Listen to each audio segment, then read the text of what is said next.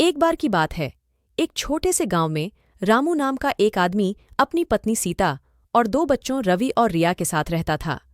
रवि और रिया बहुत ही प्यारे बच्चे थे। वे हमेशा एक दूसरे की मदद करते थे।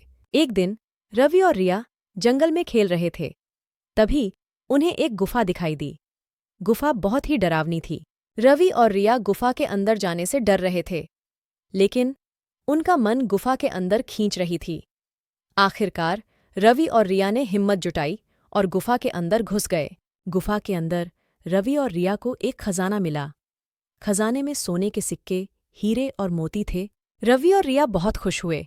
उन्होंने खजाने को अपने घर ले जाने का फैसला किया, लेकिन तभी उन्हें एक भयानक आवाज़ सुनाई दी। आवाज़ कह रही थी, यह खजाना मेरा है, तुम इसे नहीं ले जा सकते। रवि और रिया डर गए। उन्होंने देखा कि गुफा के अंदर एक विशालकाय साधु खड़ा है। रवि और रिया ने साधु पे हमला कर दिया। रवि और रिया ने साधु से लड़ने की कोशिश की, लेकिन वे साधु के सामने टिक नहीं पाए। तभी रवि को एक विचार आया। उसने राक्षस को कहा, यह खजाना तुम्हारा है, हम इसे नहीं लेंगे, लेकिन हमें घर जाने का रास्ता बता दो।